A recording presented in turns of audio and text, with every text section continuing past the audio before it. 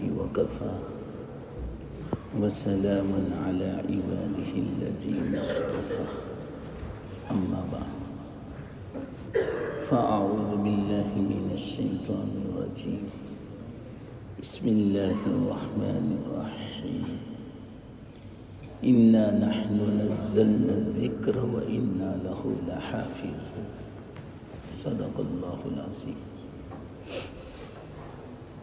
محترم دوستو بزرگو، رات کو عشاء بعد تراویح کے بعد کلام مجید کی جو برکت ہے اس کو مختصر بیان کیا تھا. برکت کیا ہے؟ میں نے بتایا تھا کہ ساری کائنات کا وجود کلام مجید کی برکت سے. کیوں؟ اس لیے کہ کلام مجید اللہ کی صفت ہے، تو یہ سب اللہ کی برکت ہے. قرآن کی برکت، اللہ کی برکت، یہ بٹھا لو دل میں. حدیث سے بھی پتہ چلتا ہے. حدیث میں ہے تبرک بالقرآن فإنه کلام اللہ وخرج منہ. قرآن سے برکت حاصل کرو. برکت کا معنی کیا؟ ہم برکت تو بہت سنتے ہیں. برکت کا معنی ہر چیز کا فائدہ اٹھانا. آنکھیں ہیں مثال کے طور پر، اس کی برکت کیا ہے کہ آنکھ جس مقصد کے لیے ہیں وہ مقصد پورا ہو. اب آنکھوں سے نظر نہیں آتا، آنکھیں تو ہیں موجود، کم نظر آ رہا ہے. یا آج کل آپ کو پتہ ہے کہ آنکھوں کی کتنی قسم کی بیماریاں ہیں. ان تمام بیماریوں سے محفوظ ہو جانا، اس کو بولتے ہیں برکت. یہ میں نے ایک مثال دی. ہر چیز کی برکت ہے دنیا میں، تو کلام مجید کی برکت سے ہی یہ سب کچھ. کیوں؟ اس لیے کہ کلام مجید، رات کو میں نے سمجھایا تھا، بات آئی تھی مختصر، اللہ کی صفت ہے. اس حدیث کا مطلب قرآن سے برکت حاصل کرو، ظاہری بھی باطنی بھی، روزی کے اعتبار سے بھی جسمانی اعتبار سے بھی. پریشانیوں کو دور کرنا ہے، مشکلات کو آسان کرنا ہے، گھر میں رحمتوں کو نازل کرنا ہے، گھر کو وسیع بنانا ہے، گھر میں فرشتوں کا نزول ہو. قرآن کی تلاوت، قرآن کو پڑھنا، وہ اللہ سے کلام کرنا. فَإِنَّهُ کلام اللہ وَخَرَجَ مِنْ، اللہ کی ذات سے نکلا ہے. تو رات کو میں نے کہا تھا کہ کلام جو ہے اللہ کا قدیم ہے، حادث نہیں. کیا مطلب قدیم کا؟ پیدا نہیں ہوا، پہلے سے ہیں. ہم پیدا ہوئے. کسی کی 50 سال کی عمر ہے تو 50 سال پہلے وہ پیدا ہوا. 50 سال پہلے ہم نہیں تھے، بعد میں وجود ہوا، بعد میں پیدا ہوئے. تو جو بعد میں پیدا ہو، جس کا وجود ہو بعد میں، اس کو بولتے ہیں حادث، اس کو بولتے ہیں مخلوق. اور ایک ہوتا ہے پیدا نہ ہو، پہلے سے موجود ہو. پہلے یعنی ازل سے، جس کی ابتدائی نہ ہو. یاد رکھنا یہ الفاظ، میں عقیدہ سمجھا رہا ہوں. جس کی ابتدائی نہ ہو، ازل سے ہو، پہلے سے ہو، اس کو بولتے ہیں قدیم، ازلی. تو اللہ قدیم ہے، اللہ ازلی ہیں، اللہ کی صفات قدیم ہے. تو کلام اللہ کی صفت ہے. ہم بولتے ہیں یہ ہماری صفت ہے، لیکن ہم حادث، ہمارا کلام بھی حادث. ابھی پیدا ہوا، میں کرسی پر بیٹھا اور بولنا شروع کیا، الفاظ کو میں نے زبان سے ادا کیے، الفاظ پیدا ہو رہے ہیں، اس کو بولتے ہیں حادث. لیکن اللہ کا جو کلام ہے حادث نہیں، قدیم ہے. لیکن کون سا کلام؟ ایک بات یاد رکھیں، میں آپ کو بات سمجھانے کے لیے زبان کی ضرورت ہے، مجھے بولنے کی ضرورت ہے. یہ الفاظ میں بولتا ہوں، اس کی ضرورت ہے، میں محتاج ہوں الفاظ کا، زبان کا، ہونٹوں کا، قوت کا، روح کا، حیات کا. کتنی محتاجگی ہے میری. اللہ محتاج نہیں، اللہ زبان کا بھی محتاج نہیں، ہونٹوں کا بھی محتاج نہیں، الفاظ کا بھی محتاج نہیں. یہ میں جو الف بولتا ہوں تو میں بولنے کا محتاج، اللہ الف بولنے کا بھی محتاج نہیں. کیوں؟ اگر وہ زبان کا محتاج ہو، الف کا محتاج ہو، تو اللہ تو پھر بعد میں کیا ہو جاوے؟ محتاج. اور اللہ بے نیاز، اللہ الصمد، اللہ کو کسی چیز کی ضرورت نہیں ہے. اللہ بے نیاز ہے، نہ زبان کی ضرورت، نہ الفاظ کی ضرورت، نہ چیزوں کی ضرورت، نہ منہ کی ضرورت، کسی چیز کی ضرورت نہیں. اللہ بے نیاز ہے. تو اللہ کا کلام کا مطلب کیا؟ یاد رکھنا، ایک کلام دل میں ہوتا ہے، دل میں پہلے خیال آیا. دیکھو ابھی میں نے آپ کو یہ بیان کر رہا ہوں تو میں نے سوچا میں کیا بیان کروں، تو دل میں خیال آیا کہ رات کو کلام نفسی، یہ ایک میں نے اشارہ کیا تھا، اس کو میں سمجھاؤں. یہ خیال آیا، پہلے دل میں خیال آتا ہے پھر زبان پہ آتا ہے. تو دل میں جو خیال آتا ہے اس کو بولتے ہیں کلام نفسی، اور یہ زبان سے جو میں بول رہا ہوں اس کو بولتے ہیں کلام لفظی، الفاظ والا. تو اللہ کا کلام لفظی نہیں ہے، نفسی. تو جو کلام نفسی ہے اس میں الفاظ نہیں ہوتے. یہ تو اصول بھی ہے، ان الکلام لفی الفؤاد وانما جعل اللسان علی الفؤاد لدلیلا. یہ اصول ہے عربی کا کہ اصل کلام تو دل میں ہوتا ہے. تو زبان کیا ہے؟ زبان کو اللہ تعالیٰ نے دل کی ترجمان بنائی. زبان سے وہی باتیں نکلتی ہے جو دل میں ہوتی ہے.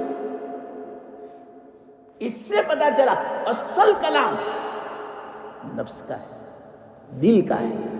تو اللہ کا جو کلام ہے اندر کا ہے، ذات سے نکلا ہوا ہے. اسی کو فرماتے دیکھو یہ حدیث میں سمجھا رہا ہوں، فَإِنَّهُ كَلَامُ اللَّهِ وَخَرَجَ مِنْهُ. قرآن اللہ کا کلام ہے، اللہ کی ذات سے نکلا، نفسی کلام. تو کلام نفسی. اب سے میں بات کر رہا ہوں، محبت کر رہا ہوں، تو آپ کو محبت ہوگی مجھ سے. آپ اس طرح کی باتیں کریں محبت کی اچھی، تو مجھے آپ سے محبت ہوگی. علماء فرماتے ہیں اگر اللہ سے محبت کرنی ہو، اللہ کی نسبت قائم کرنا، اللہ سے تعلق قائم کرنا ہو، یہی ہمارا مقصد ہے. یاد رکھنا. یہ بیچ میں ضمناً ایک بات کہتا ہوں، یہ جو میں نے کہا نسبت قائم کرنی ہو تو نہ، یہ مقصد ہے ہمارا. اللہ نے دنیا میں اسی لیے بھیجا کہ اللہ کی محبت کی جائے، اللہ کی معرفت حاصل ہو، اللہ سے تعلق ہو. اسی لیے تو 11 مہینے ہم اللہ سے دور ہو جاتے ہیں۔ اللہ کا احسان ہے کہ رمضان المبارک میں خود بخود انسان کی طبیعت چاہتی ہے میں عبادت کروں۔ یہ عبادت کیا چیز ہے؟ اللہ کا قرب حاصل کرے، اللہ کی معرفت، اللہ کی محبت، اللہ سے تعلق پیدا ہو، اللہ کی نسبت پیدا ہو۔ اس سے پتا چلا اگر رمضان میں بھی توفیق نہیں ہوتی، رونا چاہیے۔ رمضان میں نماز کی توفیق نہیں، تلاوت کی توفیق نہیں، ذکر کی توفیق نہیں، روزے کی توفیق نہیں، اس سے پتا چلا اللہ ہم سے ناراض ہے، ہمارا دل گندا ہو چکا ہے، دل میں اللہ کی نسبت نہیں ہے۔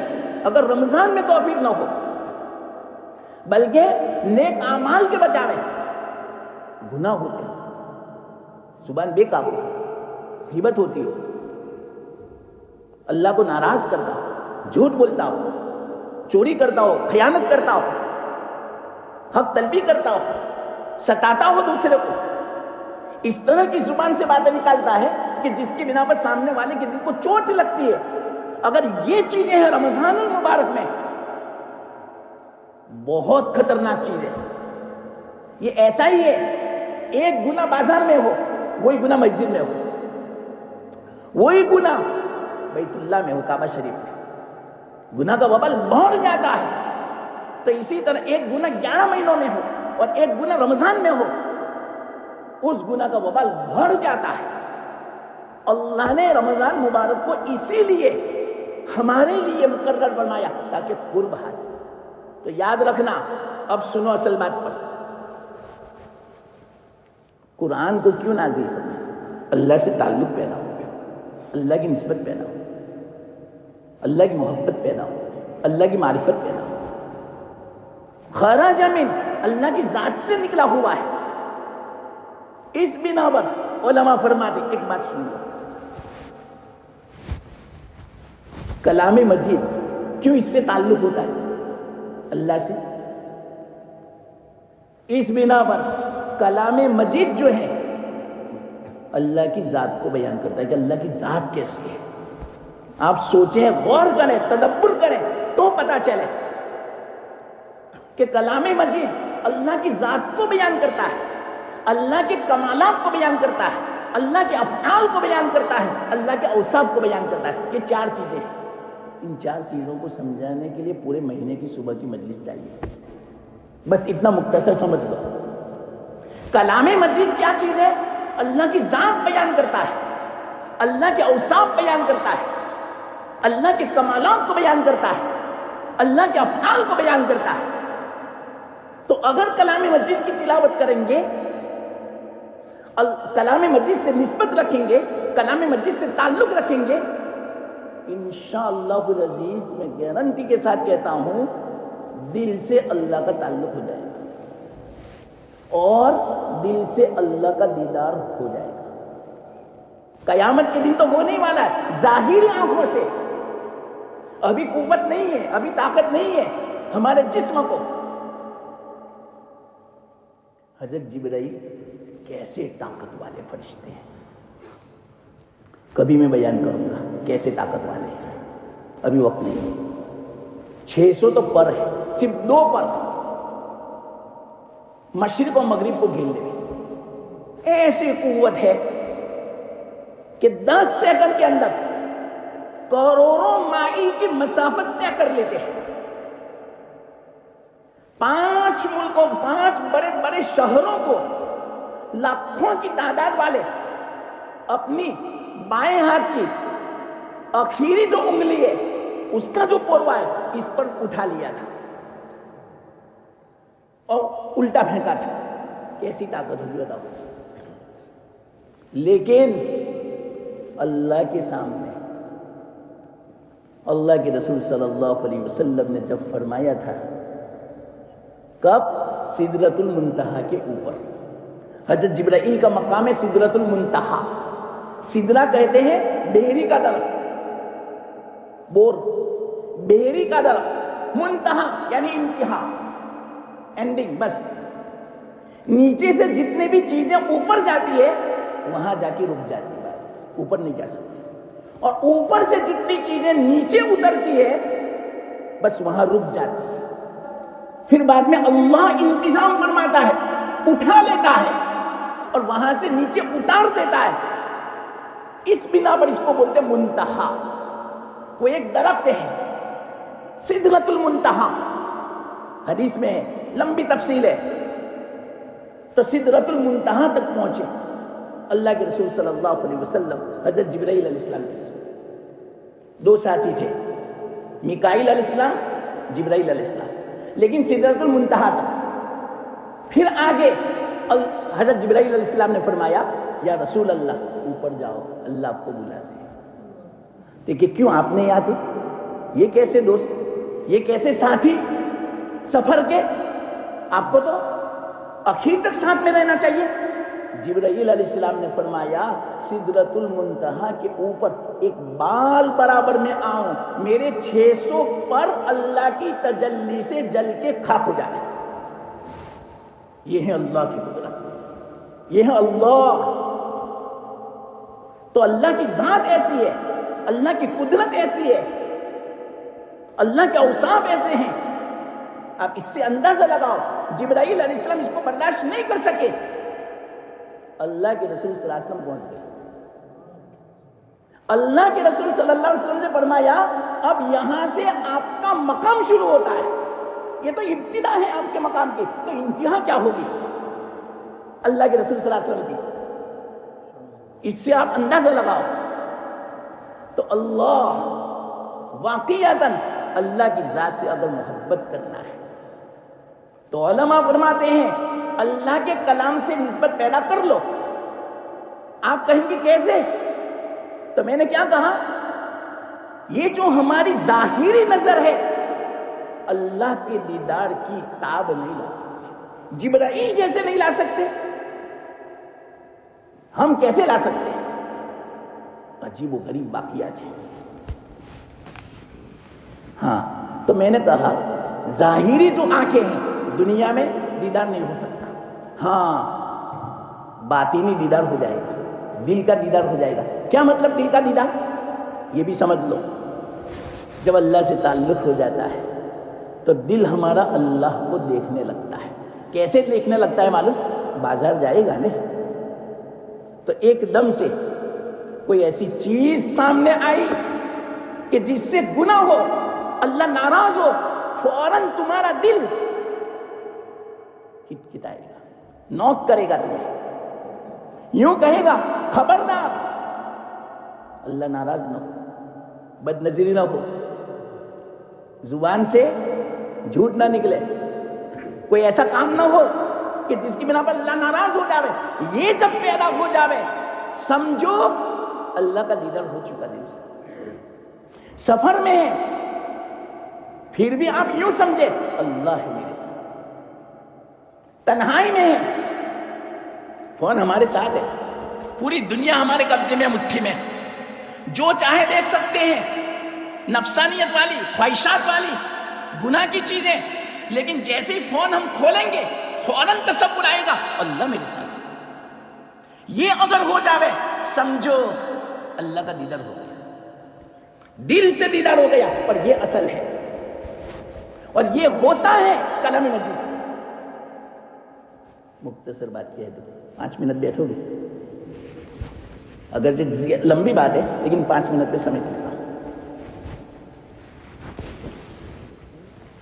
عالمگیر رحمت اللہ علیہ کا نام آپ نے سنا, ہندوستان کے بہت بڑے بادشاہ, عجیب و غریب ان کے حالات ہیں. کبھی بیت المال میں سے انہوں نے نہیں لیا, اپنی ہاتھ کی کمائی سے کھاتے, بالکل سیدھا سادہ کھانا, سیدھی سادی زندگی. ہم یہاں جو جیتے ہیں نا یہ تو بہت ہائی لیول ہے ان کے مقابلے میں. بادشاہ ہیں, کتنا بڑا بادشاہ, افغانستان کے, بنگلہ دیش کے, پاکستان کے, برما کے, نیپال کے, ہندوستان کے, 6 ملکوں کا بادشاہ. لیکن زندگی کیسی؟ سیدھی سادی روٹی کھاتے تھے اپنے ہاتھ کی کمائی سے, ٹوپیاں بناتے تھے اپنے ہاتھ سے, اپنے ہاتھ سے قرآن لکھتے تھے, اور اس کو بیچ کر جو مطلب کمائی آتی تھی وہ استعمال کرتے. اتنے زبردست بادشاہ ان کی لڑکی. تو آپ ہی بتلاؤ جو اتنی حلال کی فکر کرتا ہوگا، ذرہ برابر شک شبے کی نہیں، روزی کوئی لقمہ حلق سے نہ نیچے اترے تو اولاد کیسی ہوگی؟ ان کی ایک لڑکی تھی، شہزادی زیب النساء نام تھا. اس زمانے میں لمبا واقعہ ہے، مختصر سنو. ایران اس کے مقابلے میں تھا. تو ایران کا جو شہزادہ تھا اس کی زبان سے ایک دم سے ایک مصرع نکلا، شعر کا ایک ٹکڑا نکلا. کیا نکلا؟ در ابلق کسے کم دیدہ موجود. یعنی کیا مطلب؟ فارسی زمانہ تھا اس زمانے میں، فارسی چلتی، ہندوستان میں بھی فارسی چلتی. چت کبرا موتی بہت کم لوگوں نے دیکھا ہوگا. چت کبرا یعنی سفید و کالا. بس یہ زبان سے ایک مصرع نکل گیا، التب، بس بے تکا، کوئی معنی نہیں اس کا. یہ تو کوئی شعر ہے، لیکن شہزادہ تھا، اس لیے جتنے بھی شعراء تھے واہ واہ کرنے لگے، شاباشی دینے لگے.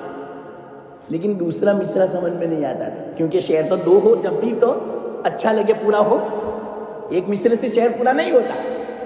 اب بہت کوشش کرتا ہے، بنتا ہی نہیں. ایران کے جتنے بھی شعراء تھے سب کو جمع کیا، سب کو آنا پڑا، بادشاہ کا حکم تھا. اور کیوں نہ آئے، بلاوے تو شوق سے آئے.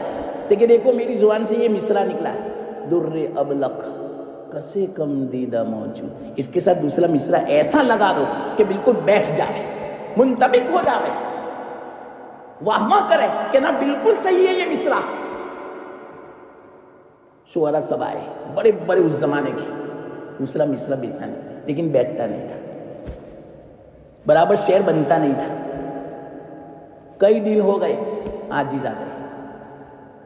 وہاں سے ہندوستان یہ مصرع بھیجا عالمگیر رحمت اللہ علیہ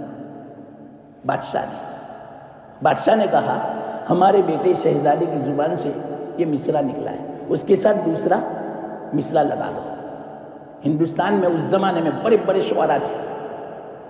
ہندوستان کے شعراء جمع ہوئے دلی میں، سب نے کوشش کی، بہت کوشش کی، بہت محنت کی، لیکن بنتا ہی نہیں تھا. ان کی لڑکی شہزادی زیب النساء کو پتا چلا کہ ایران کے شہزادے نے یہ مصرع کہا ہے اور اس کے ساتھ دوسرا مصرع لگانے کا کہا ہے، کسی سے نہیں بنتا. ایک آدھ مہینہ ہو گیا، ایک مرتبہ لکھا ہے، تاریخ کا واقعہ میں بیان کرتا ہوں. زیب النساء غسل کر کے باہر نکلے، نوجوان لڑکی تھی، آئینے کے سامنے کھڑی ہو گئی، سرما لگا رہی تھی. تو وہ جو سرما کی جو سلائی ہے نا وہ آنکھ میں چبھ گئی. تو آنکھ میں جب چبھے گی تو ایک دم سے درد ہوگا، اور درد کی بنا پر آنسو نکلیں گے. تو انہوں نے سرما لگایا تھا اور سلائی لگ گئی، چبھ گئی، تو درد ہونے لگا، تکلیف ہونے لگی، آنسو نکل گئے آنکھوں میں سے. لیکن وہ آنسو کیسا تھا؟ ہمارا آنسو سفید ہوتا ہے، لیکن سرما اگر لگ جاوے، مل جاوے اس کے ساتھ، تو کالا اور سفید بن جائے. تو جیسے مطلب کہ چپ گئی سلائی، وہ جو آنسو تھا آئینے پر گرا، اور وہ کیسا آنسو تھا؟ کالا اور سفید. چت کبرا، فوراً مصرع بن گیا. بہت بڑی شاعرہ تھی، عالمہ تھی، فقیہہ تھی زیب النساء، بادشاہ کی لڑکی، اتنی جاننے والی تھی، شاعرہ بھی تھی. فوراً بولی اسی وقت، در ابلق کسے کم دیدہ موجود، مگر اشک بوتا سرما آلود. اب بیٹھ گیا. کیا مطلب اس کا؟ ہاں، حسینوں کی آنکھوں کا نکلا ہوا آنسو سرمے میں ملا ہوا، یہ چت کبرا موتی ہے. یہ مطلب اس کا. یہ مصرع جب بھیجا شہزادے کو ایران، تمام شعراء ایک دم سے کھڑے ہو گئے. کہا کتنا بڑا شاعر ہے یہ کس نے شعر کہا؟ ان کو یہاں بلاؤ، انعام دینا ہے، تمغہ دینا ہے، ایوارڈ سے مالا مال کرنا ان کو. اتنا بڑا شاعر آج دنیا میں کوئی نہیں ہے. کتنا زبردست اس نے مصرع کہا، سب خوش ہو گئے، بہت بڑا انعام مقرر کیا۔ ایران کے بادشاہ نے سفیر بھیجا ہندوستان کہ بھائی یہ مصرع جس نے کہا بادشاہ ان کو بلاتا ہے۔ اب ان کو پتا نہیں تھا یہ تو لڑکی ہے، وہ کیسے جاوے سب کے سامنے، اور با پردہ، ایسا پردہ تھا کسی نے دیکھا نہیں تھا زیب النساء کو، اتنا شرعی پردہ تھا، آپ اندازہ لگاؤ بادشاہ کی لڑکی۔ بادشاہ پریشان، عالمگیر رحمت اللہ علیہ چین ادھر سے ادھر گھوم رہے۔ بیٹی نے دیکھ لیا، ابا بے قرار ہوا، بے چین ہو، پریشان ہو، کیا وجہ ہے؟ کہ بیٹی تو نے شعر تو کہا ہے لیکن مصیبت آ گئی ہے۔ کہ کیا مصیبت آ گئی؟ کہ آپ کو بلایا ہے سب کے سامنے، لیکن کوئی حرج کی بات نہیں، میں جواب دے دیتی ہوں۔ کیا عجیب جواب دیا، کیا کہا معلوم؟ وہ بھی فارسی میں بول، کہ یہ میرا جواب لکھ دو۔ کیا کہا؟ بلبل از گل گزرد گر در چمن بیند مرا، بلبل از گل بگزرد در چمن بیند مرا، برہمن بت پرستی کئی کند گر بیند مرا، در سخن مخفی منم چون بوئے گل در برگ گل، ہر کے دیدن میل دارد در سخن بیند مرا۔ یہ جواب لکھا۔ کیا مطلب اس کا میں مختصر سمجھا دوں کہ میرا حسن وہ ہے، میرا جمال وہ ہے، بلبل اگر دیکھ لے وے پرندہ باغ کو بھی بھول جاوے، چمن کو بھی بھول جاوے، میرے حسن کے دیکھنے میں مشغول ہو جاوے، قربان ہو جاوے، فدا ہو جاوے، ایسا میرا حسن ہے۔ برہمن، غیر مسلم، مشرک جو بت پرستی کرتا ہے، میرے حسن کو دیکھ لے وے، میرے جمال کو دیکھ لے وے، میرا دیدار کر لے وے، بت پرستی بھول جاؤ۔ میں تو وہ ہوں، یعنی اللہ کی طرف اشارہ فرمایا، اللہ وہ ہے، واللہ میں کہتا ہوں آج صحیح معنوں میں اللہ کی معرفت ہو جاوے، اللہ کی محبت ہو جاوے، اللہ کا تعلق پیدا ہو جاوے، قسم کھا کے میں کہتا ہوں رمضان المبارک کی شان ہی اور ہوگی۔ آپ کسی بھی بہانے سے رمضان المبارک کو اللہ کے لیے فارغ کر دیں۔ کیوں؟ ہم نے نہیں دیکھا، ابھی تعلق نہیں ہوا، نسبت نہیں ہوئی، ابھی محبت نہیں ہوئی، کلام مجید کی تلاوت کی فرصت نہیں ملتی۔ کتنی بڑی نعمت ہے، رات کو میں نے سمجھایا تھا، کیوں نہیں سمجھا ابھی ہم نے؟ زیب النساء کہتی ہے اگر یہ جو پتا چل جاوے سب بھول جاوے۔ ایسے واقعات ہوئے، لیکن صبح کی مجلس سے اتنا وقت نہیں کہ میں آپ کو بتاؤں۔ ہاں، آگے کیا کہا زیب النساء نے؟ ارے مجھے کوئی دیکھنا چاہتا ہے، کوئی ظاہر میں دیکھنا کوئی ضروری نہیں، در سخن مخفی من، میں بات میں ہوں، میرا کلام جو ہے اس میں چھپی ہوئی، کلام سے پتا چل جا رہا ہے۔ تو اللہ کو دیکھنا ہو کلام مجید کو دیکھ لو، کلام مجید میں اللہ چھپا ہوا ہے، اللہ کے باطن کو دیکھنا ہے، اللہ کا دیدار کرنا ہے، اللہ کے جمال کو دیکھنا ہے، اللہ کی ذات کو دیکھنا ہے۔ در سخن مخفی منم، کلام میں میں مخفی ہوں، چوں بوئے گل در برگے گل، پھول کی خوشبو نظر نہیں آتی لیکن اندر میں چھپی ہے کہ نہیں؟ نظر نہیں آتی لیکن اندر میں چھپی ہے۔ اسی طرح کلام مجید میں اللہ چھپا ہے، نظر نہیں آتا۔ کلام مجید پڑھنے کے باوجود اللہ سے نسبت پیدا نہ ہو، یہ ہمارے دل کے گندا ہونے کی علامت ہے، اصلاح کی ضرورت ہے، اللہ سے تعلق کی کمی کی علامت ہے۔ آگے فرمایا ہر کے دیدن میں دارد در سخن بھی نت مرا، جو مجھے دیکھنا چاہتا ہے ظاہری آنکھوں سے دیکھنا ضروری نہیں ہے، میرا کلام دیکھ لے، کلام سے پتا چلے گا کہ کلام اتنا اونچا ہے تو کلام کرنے والا کتنا اونچا ہوگا۔ تو کلام مجید اتنا اونچا ہے، کتنا اونچا؟ کل کہوں گا انشاءاللہ اگر اللہ نے توفیق دی تو اللہ کتنا اونچا ہوگا۔ اللہ تعالیٰ ہمیں کلام مجید سے نسبت پیدا فرما دے۔ کلام مجید کی محبت پیدا فرما دے، تعلق پیدا فرما دے۔ کلام مجید سے تعلق، نسبت، محبت اللہ سے محبت ہے، اللہ کی نسبت ہے۔ تو اللہ تعالیٰ اس مہینے ہمیں قدر کرنے کی توفیق دے، اور خاص کر کے خوب تلاوت کی ہمیں توفیق دے، اور قرآن کی عظمت، قرآن سے محبت اللہ تعالیٰ ہمیں پیدا فرما دے۔ وآخر دعوانا الحمدللہ۔